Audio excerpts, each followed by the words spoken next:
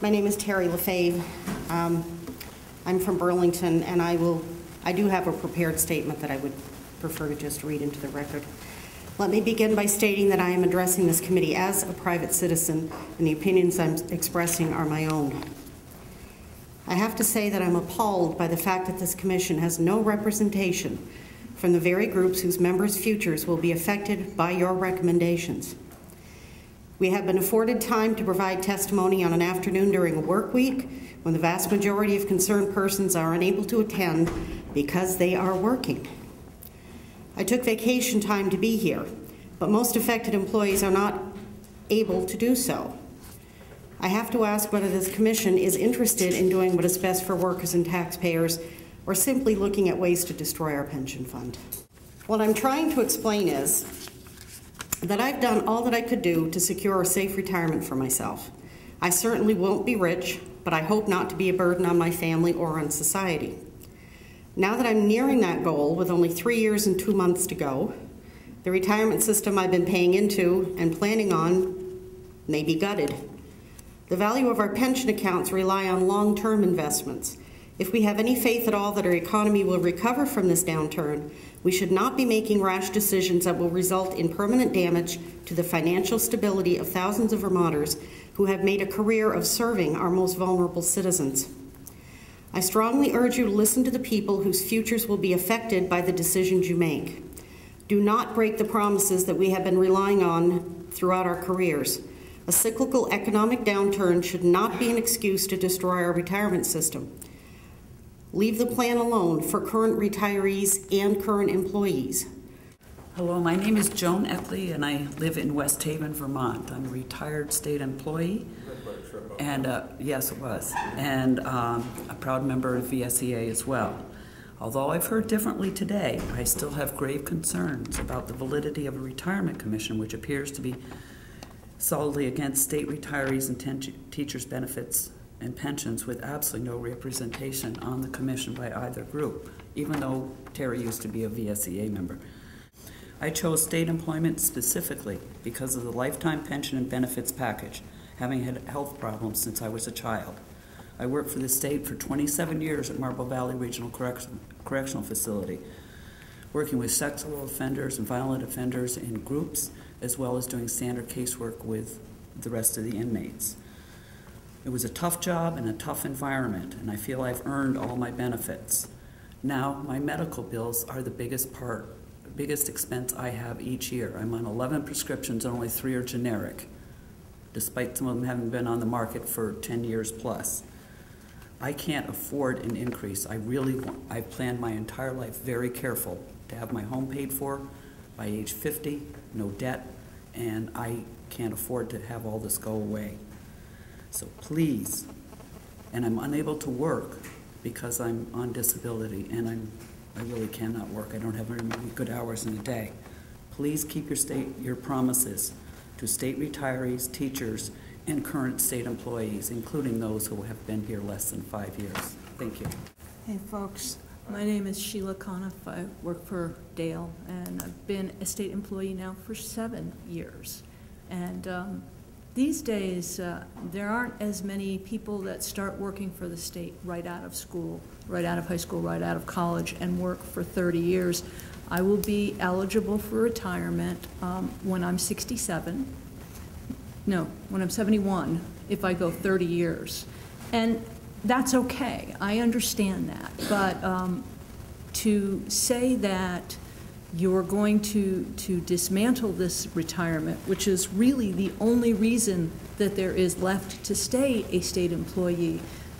My entire department would have walked here with me. They are absolutely up in arms over this. A colleague I was just sitting next to told me that she has 32 people in her office who their only message is, we all vote and so does our family.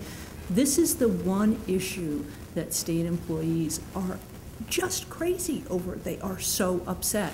And yes, we want to help, and we've done that before. We paid more to get our COLA up to where we felt it should be. We felt it was important, and we paid for it, and we're happy to have those kinds of discussions. But the things that we're hearing about going to a 401k type plan, if you are lucky enough to have a long life after retirement, you're out of luck.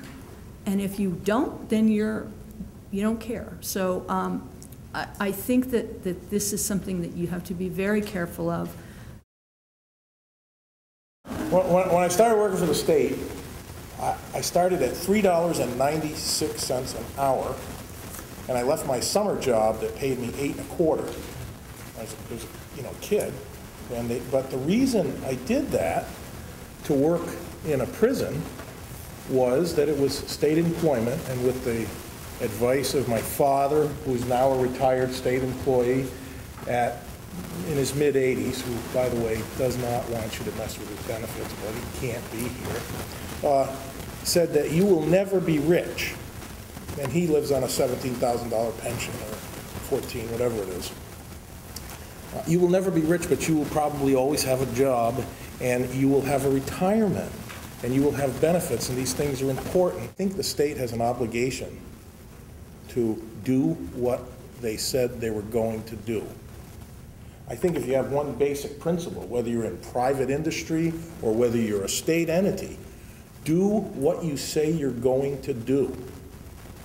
We were promised certain things. State employees were assured they would get these. You have to follow through. We are not numbers, we're people. The reason we have defined contribution plans and the reason the employers like them is because they pay less money. You get more money in a pension plan. It's all about numbers and money, but it isn't.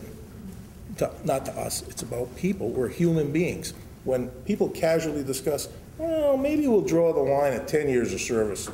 Everybody on that side, well, what is it the auditor of accounts said on the radio? I guess we overpromised. Well, that's kind of tough, but that's what he said. So please, we're human beings.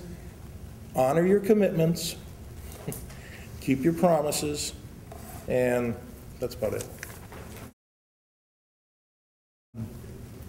The people who are still working, I think, need some promises that you're going to keep the promises that were made to us. I have, I'm worked for the state for 12 years. I've got maybe 20 to go if I stay for my whole career. If you switched my benefit to some other thing, and this would be true for everyone else, I've planned my life and my career around what I'm looking forward to. You have to do long-range planning. So I've thought about what the pension would be, thought about what my IRA accounts would do, thought about how I'm paying for my son's college, all those kinds of things. And I'm on a trajectory, on a path that I hope works. If you pull the rug out from under me, and I only have, someone only has 5 years or 10 or 20 left before they retire, to turn that around completely and go in a different direction, I think what you'd find is that when I retired, I would be poor. If you take away what you were promised to me when I started working for the state. I chose to become a state employee for the same reasons as everyone else, because of the benefits. At 20-something, I was thoughtful about the future. My parents were state employees as well.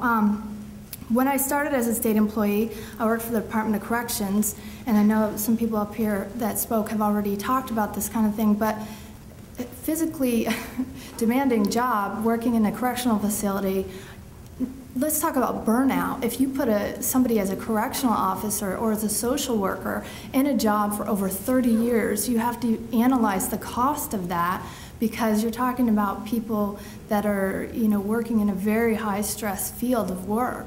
You're talking about people that are getting spit at, urinated on, people that are hanging themselves, they're cutting themselves. You cannot do that for year after year after year and still be sane. And you're going to make mistakes, and you're going to get hurt, and then it's also going to be a workman's comp claim, because you got 60-year-old people trying to take down a 300-pound man who's hurting them. It's not a good idea in the long run. I just wanted you to think about the overall costs when you're looking at that.